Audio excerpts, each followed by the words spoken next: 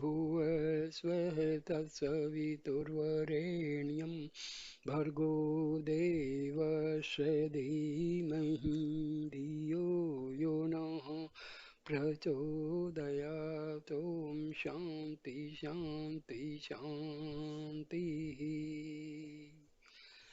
Dear friends, I am going to give you a very good video on Aham and Aham Vritti. Aham Vritti means ego. See, thoughts arise from the self, that is our Atma, that resides in the spiritual heart. These thoughts, when carry on arising continuously, they constitute the mind. And the basic thought, that is, I am the body thought, this basic I thought is called ego. And this basic thought, that is the I am the body, which give rise to the other thoughts. First thought which arise from our Atma is the Aham Vritti, or the I am the body thought. Rest all other thoughts follow the I am the body thought, or the basic thought, or ego. So dear friends, source for the mind, source for the intellect, and source for the ego, or to sum up, source of mind and all its modifications is our Atma, which resides in the spiritual heart. This you have to remember. So Aham Vritti is the I am the body thought, basic thought, and this gives rise to other thoughts. If there is no basic thought, there will not be any other thought. If there is no basic thought, means ego is dead, mind is dead, and you are a self-realized person. Now, let us see how this question answer session with Maharshi. Devotees putting the question to Bhagwan Sri Ramana Maharshi, and Maharshi replies and dispels their misconceptions and misunderstanding about the mind, ego, intellect, and all the modifications of mind. So I start the video. Devotee puts the question: how can any inquiry initiated by the ego reveal its own unreality? Maharshi: the ego's phenomenal existence is transcended when you dive into the source wherefrom arises the Aham-vritti. Devotee: but is not the Aham-vritti only one of the three forms in which the ego manifests itself? Yoga, Vasishtha, and other ancient texts describe the ego as having a threefold form. Maharshi: it is so. The ego is described as having three bodies: the gross, the subtle, and the causal. But that is only for the purpose of analytical exposition. If the method of inquiry were to depend on the ego's form, you may take it that any inquiry would become altogether impossible, because the form the ego may assume are legion. Therefore, For purpose of jnana vichara, you have to proceed on the basis that the ego has but one form, namely that of aham vritti, devotee. But it may prove inadequate for realizing jnana. Maharshi, self-inquiry by following the clue of aham vritti is just like the dog tracing its master by his scent.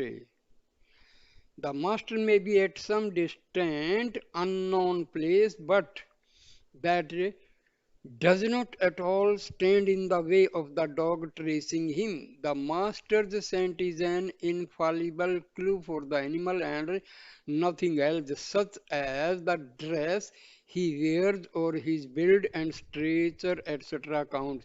The dog holds on to that scent undistractedly while searching for him, and finally it succeeds in tracing him. Devotee, the question still remains why the question still remains why the quest for the source of aham virti as distinguished from other virtis should be considered the direct means to self-realization. See, remember, virti means thoughts, vicharas. Maharshi, the word aham is itself very suggestive. The two letters of the word, namely A and H, ha, are the first and the last letters of the Sanskrit alphabet. The suggestion intended to be conveyed by the word is that it comprises all. How? Because aham signifies existence itself. Although the concept of I-ness or I-amness is by usage known as aham virti, it is not really virti like the other virtis of the mind, because unlike the other virtis which have no essential interrelation, the aham virti is equally and essentially related to each and every virti of the mind. I already told you, all other thoughts, they follow the basic thought, that is I am the body. This I am the body is known as the aham virti. You have to remember. Without the aham virti, there can be no other virti. Means without the I am the body thought, there will not be any other thought. But the aham virti can subsist by itself without depending on any other virti of the mind. Aham virti is therefore fundamentally different from other virtis. Why? Because aham virti is independent, other virtis they depend upon this aham virti. So then the search for the so then the search for the source of the aham virti is not merely the search for the basis of one of the forms of the ego, but for the very source itself from which arises the I amness. In other words, the quest for and the realization of the source of the ego in the form of aham virti necessarily implies the transcendence of ego in every one of its possible forms. The devotee, considering that the aham virti essential comprises all the forms of the ego, why should that virti alone be chosen as the means for self-inquiry? Mm, Maharshi, because it is the one irreducible datum of your experience, because seeking its source is the only practicable course you can adopt to realize the self. The ego is said to have a causal body, but how can you make it the subject of your investigation? When the ego adopts that form, you are immersed in the darkness of sleep. See, who am I? Who, that is the query, am existence. And this I, in who am I is the ego. You have to remember, who am I? Who, query, am existence. I is the ego. This I is the false self. This I is the basic thought. This I is the basic thought. That is the thought which says, I am the body. I am the mind. I am so and so. So this basic thought is ego. You have to remember. Devotee. But it is not the ego in its subtle and causal forms too, intangible to be tackled through the inquiry into the source of Aham conducted while the mind is awake. Mercy, no, the inquiry into the source of Aham Vritti touches the very existence of the ego. Therefore, the subtlety of the ego's form is not a material consideration. Devotee, while the one aim is to realize the unconditioned pure being of the self, which is in no way dependent on the ego, how can inquiry pertaining to the ego in the form of ambiguity be of any use? Maharshi, from the functional point of view, the form, activity, or whatever else you may call it, it is immaterial since it is evanescent. The ego has one and only one characteristic. The ego functions as the node between the self, which is pure consciousness, and the physical body, which is inert and insentient. The ego, therefore, called the Chit Jada Granthi. Granthi means nerve, Chitta, subconscious mind. Jada means non-living. Granthi means nerve. In your investigation into the source of Aham Virti, you take the essential Chit aspect of the ego, and for this reason, the inquiry must lead to the realization of the pure consciousness of the self. Devotee. What is the relation between the pure consciousness realized by the jnani and the I amness which is accepted as the primary datum of experience, Maharshi? The undifferentiated consciousness of pure being is the heart or them, which you really are, as signified by the word itself, Harit plus Ayam, heart am I. From the heart arises the I amness as the primary datum of one's experience by itself. It is Suddha Sattva in character. It is in this Suddha Sattva Savarupa that is uncontaminated by Rajas and Tamas, that is the I appear to subsist in the Jnani. Devotee, in the Jnani, the ego subsists in the sattvic form and therefore it appears as something real. Am I right? See, when the ego is in the sattvic state, it is self, Atma itself, because the source for ego is Atma. And when this ego is pure, means it has emerged into Atma. Simple. Maharshi, no. The existence of the ego in any form, either in the jnani or ajnani, is itself an appearance. But to the ajnani who is deluded into thinking that the waking state and the world are real, the ego also appears to be real. Since he sees the jnani act like other individuals, he feels constrained to posit some notion of individuality with reference to the jnani also. Devotee, how then does the aham virti function in the jnani? Maharshi, it does not function in him at all. The jnani, the laksha, aim, is the heart itself, because he is one and identical with that undifferentiated pure consciousness referred to by the Upanishads as the Prajna. Prajna is verily Brahma, the absolute, and there is no Brahma other than Prajna. Devotee, how then does ignorance of this one and only reality unhappily arise in the case of Ajnani? Mercy. The Ajnani sees only the mind, which is a mere reflection of the light of pure consciousness arising from the heart.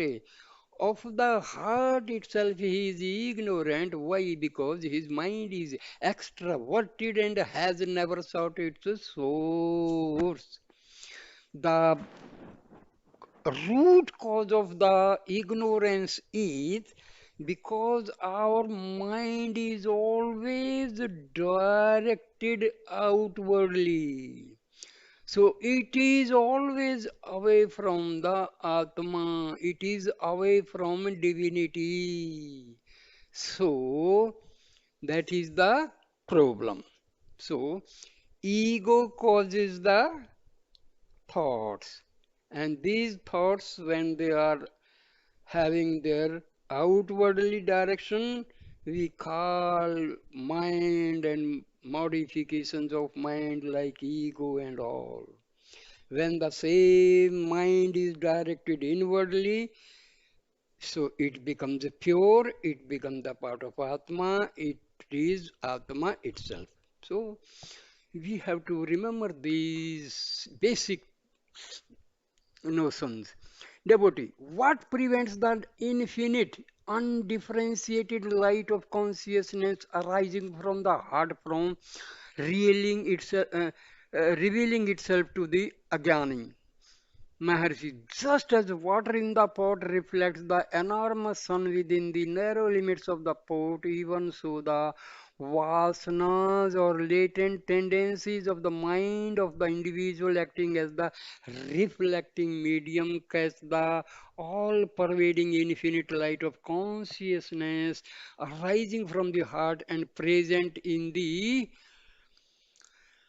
form of a reflection, the phenomenon called the mind. Seeing only this reflection, the Ajnani is deluded into the belief that he is a finite being, the Jiva. See, you have to remember, Jiva means when our Atma is existing in this body with the help of prana. So this Atma, with the help of prana, is embedded in this body, living in this body, is known as the jiva.